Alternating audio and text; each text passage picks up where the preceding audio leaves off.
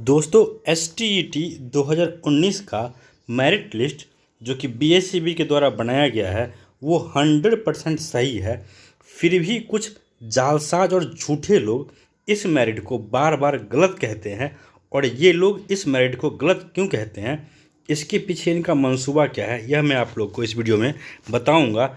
लेकिन उससे पहले हम लोग देखेंगे कि जो 6th फेज चल रहा है उसके 3rd राउंड काउंसलिंग का जो डेट शिक्षा विभाग की तरफ से जारी किया गया था, उस डेट को अब शिक्षा विभाग ने कैंसिल कर दिया है। और इस एक्टिविटी को देखने के बाद आप भी कहेंगे कि सच में जो बिहार का शिक्षा व्यवस्था है वो पूरी तरह से माइंडलेस सिस्टम है।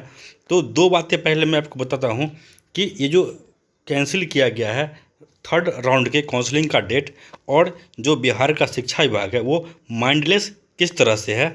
यह देखिए कि यही वह लेटर है जो कि आज जारी किया गया है आज की डेट में, जिसमें कहा गया है कि जो डेट दिया गया था 14/12 से 22/12 के बीच में काउंसलिंग के लिए, इस डेट को कैंसिल कर दिया गया है।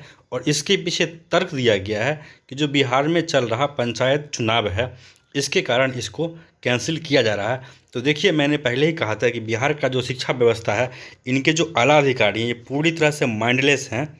ऐसा मैं इसीलिए कह रहा हूँ क्योंकि इन लोगों को इतना भी पता नहीं होता है कि जब पंचायत चुनाव चल रहा हो तो उसमें चुनाव होने के बाद इससे जो लोग निर्वाचित होते हैं उनके शपथ ग्रहण करने में या फिर उनको पदभार संभालने में कितना समय लगता है। अगर इन लोगों को यह बात पता होता तो ये लोग पहले ही डेट सही से निकालते, लेकिन इन लोगों का इरादा डेट निकालना था नहीं।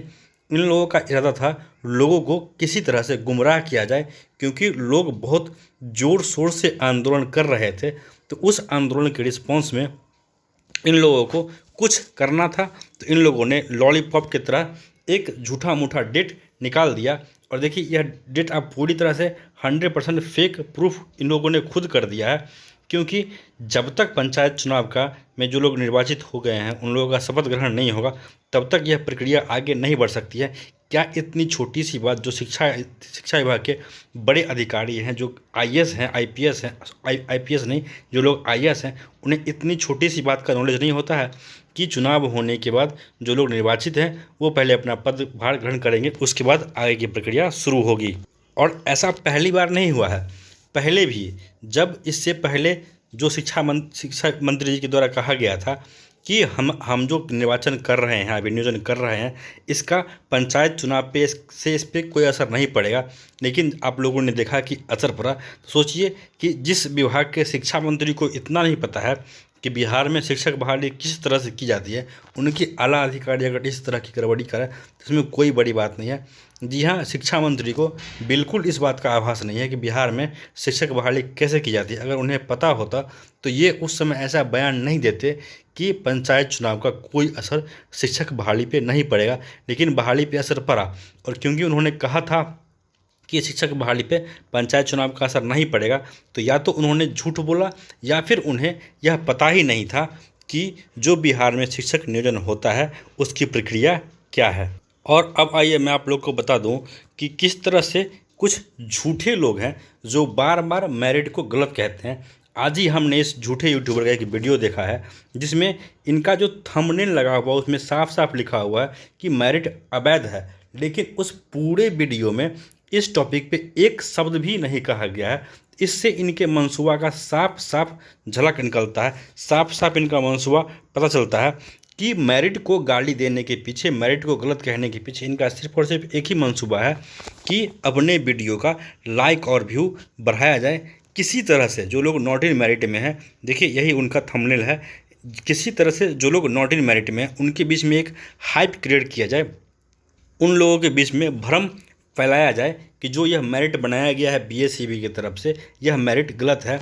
अगर यह मेरिट गलत है तो इसके पीछे उनको लॉजिक देना चाहिए, तर्क देना चाहिए कि यह मेरिट गलत कैसे है। लेकिन अपने थंबनेल में लिख देंगे कि मेरिट अवैध है, लेकिन उस पूरे वीडियो में, लगभग 9 मिनट का वीडियो है, आप लोगों ने देखा होगा, इस 9 मिनट के वीडियो में एक शब्द नहीं को बताया गया है कि यह मेरिट गलत कैसे है। तो अभी भी जो लोग नॉट इन मेरिट में हैं, आप लोगों से निवेदन है कि इस तरह के फ्रॉड और इस तरह के जालसाज इंसान से आप लोग बचिए। और क्योंकि आप लोग ही ऐसे बेवकूफ़ों का वीडियो देख देख कर इन लोगों का मन बढ़ाते हैं, इसीलिए इन लोगों की इतनी हिम्मत होती है कि आप लोग के बीच में ये लोग भ्रम की स्थिति पैदा करते हैं। और अगर आपको लगता है कि मैं झूठ कह रहा हूँ तो आप लोग खुद जाके देखिए, इसको चेकआउट कीजिए कि इस नासमझ इंसान ने थंबनेल में लगाया है कि मैरिट अवैध है, और उस पूरे वीडियो में एक शब्द भी नहीं बताया गया है कि यह मैरिट अवैध कैसे है। तो इससे यह समझा जाए कि सिर्फ और सिर्फ नॉट इन मैरिट वालों से लाइक लेने के लिए, व्यूज लेने के लिए आप मैरिट को गलत कहते हैं। ये तो वही बात हो गई कि किसी अपोनेंट से अगर लाइक व्यू लेना है तो जो दूसरा अपोनेंट है उसको आप गाली दीजिए और उनसे लाइक व्यू लीजिए, अपना दुकान चलाइए, बशर्ते जो बातें आप कह रहे हैं उससे जो आम जनमानस है उनका कितना नुकसान हो रहा है इससे आपको कोई फ़र्क नहीं पड़ता है। दोस्तों, इस वीडियो में इतना ही। आप लोगों से निवेदन है कि आप लोग कृपया चैनल को सब्सक्राइब कीजिए, वीडियो को लाइक कीजिए और शेयर कीजिए। धन्यवाद।